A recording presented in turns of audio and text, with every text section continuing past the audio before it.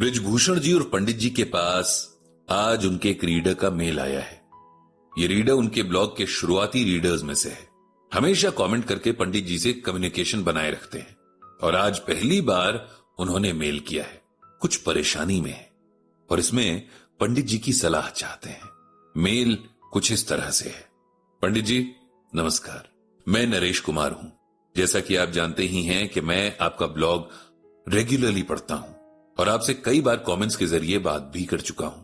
आज मैं अपनी पर्सनल लाइफ की एक सिचुएशन में आपकी हेल्प लेना चाहता हूं। मैं चाहता हूं कि आप पहले मेरी सिचुएशन को समझें और फिर मुझे गाइड करें कि मुझे क्या करना चाहिए।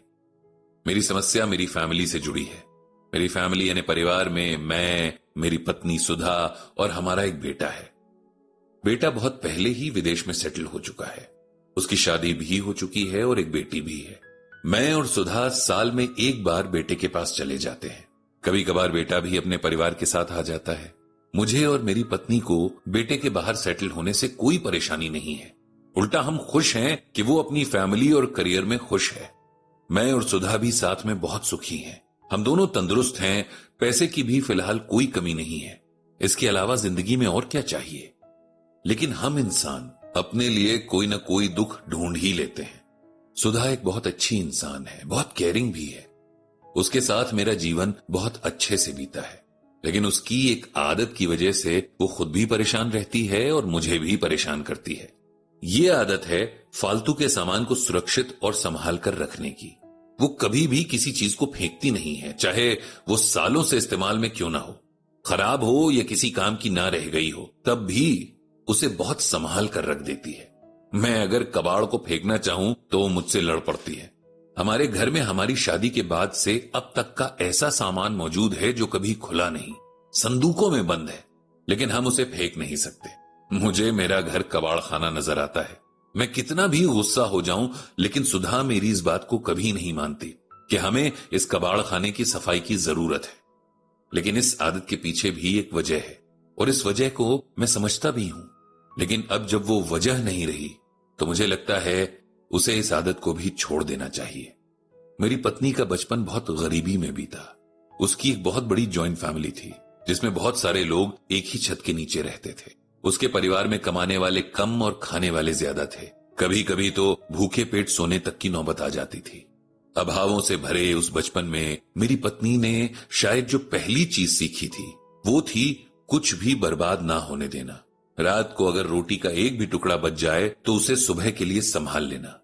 जरूरत की चीजों को बहुत सोच कर खर्च करना और जो फिलहाल काम का नहीं है उसे ये सोचकर संभाल लेना कि क्या पता फ्यूचर में कभी इसकी जरूरत पड़ जाए। शायद बचपन से लेकर शादी होने तक उसने यही सब देखा और किया और इसीलिए ये उसकी आदत बन गई। हमारी शादी के बाद भी उसके नेचर में कोई फर्क नहीं आया, जबकि हमारे घर के हालात अच्छे थे। घर में ऐसी कोई परेशानी भी नहीं थी। एक बार तो सिचुएशन बहुत अजीब हो गई थी। शादी के बाद जब हम पहली बार बाहर खाना खाने गए तो मेरी पत्नी ने एक्स्ट्रा नैपकिन्स अपने बैग में रख लिए थे। घर जाकर जब मैंने देखा और पूछा तो उसने कहा कि मैंने सोचा घर पर काम आएंगे। ये बस एक एग्जाम्पल है। उसको चीजों से ऐसा मोह है कि छूटता ही नहीं। मैंने और मेरे बेटे ने भी बहुत समझाया, लेकिन वो नहीं समझती। मैंने सोचा शायद ये कोई साइकोलॉजिकल प्रॉब्लम ना हो, इसीलिए अपनी पत्नी को बहुत समझाया कि हमें किसी काउंसलर के पास चलना चाहिए, लेकिन वो कभी नहीं मानी। उल्टा रोने लग जाती थी कि मैं उसे पागल समझता हूं, जबकि ऐसा बिल्कुल भी नहीं था। मैं उन लोगों में से हूं जो फिजिकल इलनेस की तरह ही मेंटल इलनेस पर भी ध्यान दिए जाने की इंपॉर्टेंस को समझते हैं और ये भी जानते हैं कि अगर कोई मेंटल इलनेस हुई भी तो ट्रीटमेंट से ठीक हो जाती है। लेकिन मेरी पत्नी ये सब नहीं समझती और ना ही समझना चाहती थी। टाइम के साथ ये प्रॉब्लम बढ़ती गई। बेटा पैदा हुआ तो उसके लिए ढेर सारे कपड़े और खिलौने वगैरह आने लगे, जो आज भी हमारे घर में मेरी वाइफ ने संभाल कर रखे हैं। उसकी ग्रेजुएशन तक की कॉपी किताबों से बक्सा भरा पड़ा है। मेरी वाइफ ने शायद ही कभी कुछ ऐसा बाहर फेंका होगा जो पूरी तरह बर्बाद ना हो गया हो, नहीं तो वो हर चीज को आने वाले कल के लिए संभाल कर रख लेती है।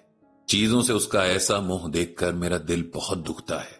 कभी कभी बहुत गुस्सा भी आता है, लेकिन मैं खुद को समझा लेता हूं। मैं उसे समझाना चाहता हूं, लेकिन मुझे समझ नहीं आता कि उसे क्या कहूं कि वो समझ पाए। उसका चीजों से मोह कम हो जाए, मैं उसे कुछ ऐसा बताना चाहता हूं। और मैं उम्मीद करता हूं कि इस मामले में आप मेरी मदद करेंगे और मुझे कुछ ऐसा बताएंगे जिससे मेरी पत्नी को इस मोह से छुटकारा मिल सके। पंडित जी ने बहुत गौर से नरेश जी की परेशानी पढ़ी और समझी। वो जानते हैं कि हर इंसान को नरेश जी की पत्नी वाली प्रॉब्लम है, किसी को कम तो किसी को ज्यादा, हां, लेकिन है सबको। चीजों से, रिश्तों से, लोगों से, जगहों से जो हमारा मोह है वो हम कहां समझ पाते हैं कि ठीक नहीं है, उल्टा सभी दुखों की जड़ है। उन्होंने नरेश जी को जवाब लिखा, प्रिय नरेश जी, नमस्कार। आपका मेल पढ़ा और समझा भी।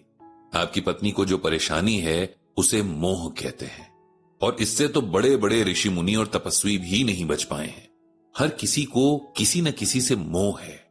बस फर्क इतना है कि आपकी पत्नी का बेजान चीजों के प्रति मोह हद से ज्यादा बढ़ गया है। इसी मोह के कंट्रोल में होकर अर्जुन ने युद्ध से मना कर दिया था और तब भगवान श्री कृष्ण ने उन्हें गीता ज्ञान सुनाया था।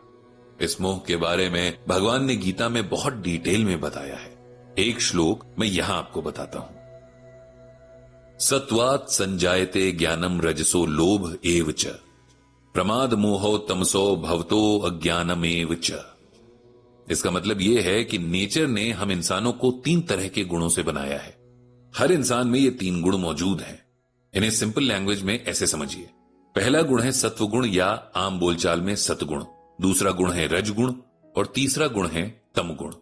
अब इनका फर्क भी समझिए कि सतगुण से इंसान के अंदर नॉलेज और रजगुण से ग्रीड पैदा होती है, तम गुण से गुस्सा और मोह पैदा होता है। नेचर जब भी इंसान को कुछ देती है तब उसके पीछे बहुत से कारण होते हैं। इन तीनों के पीछे भी जो कारण है, आइए उन्हें समझते हैं। जो रजगुण है उसकी वजह से इंसान के अंदर मोह माया पैदा होती है और इसी वजह से ये सृष्टि आगे बढ़ती है। ये प्राणियों के अंदर अपना वंश बढ़ाने की इंस्पिरेशन देने वाला गुण है। सतगुण को आप सतयुग से रिलेट कर सकते हैं। ये इंसान के अंदर अच्छाइयां बढ़ाने वाला गुण है। इस दुनिया में जो भी जिंदा है उसके अंदर प्यार और दया जैसे इमोशंस बढ़ाने वाला ये ही गुण है। इस गुण की वजह से ही ये दुनिया रहने लायक बनती है। अब बात करते हैं तम या तमोगुण की। तम का मतलब होता है अंधेरा। इससे हम समझ सकते हैं कि इस गुण की वजह से प्राणियों के मन में बुरे इमोशंस जैसे कि गुस्सा और लालच वगैरह जगह बनाते हैं। ये तीनों गुण इस सृष्टि के लिए बहुत जरूरी हैं। इन्हीं से यहां बैलेंस बनता है। सब अच्छा अच्छा होगा तब भी बात नहीं बनेगी, क्योंकि तब हमें अच्छे बुरे का फर्क पता ही नहीं होगा। और प्रकृति ने हमें जो एक और चीज दी है उसे विवेक कहते हैं, उसका हम यूज ही नहीं कर पाएंगे।